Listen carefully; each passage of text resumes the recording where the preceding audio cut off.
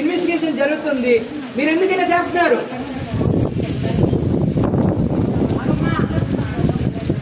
చెప్తున్నా, క్లారిటీగా చెప్తున్నా. ఎస్పీ అధికారులు వచ్చి మొత్తం చెప్తున్నారు, మీకు అర్థం కావట్లేదు.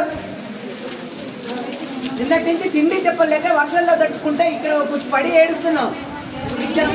మేమేం చేస్తున్నాం మేడం? ఒక్క నిమిషం.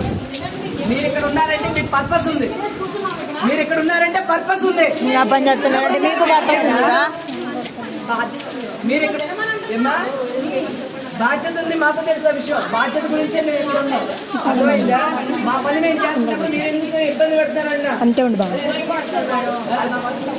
చూసావా?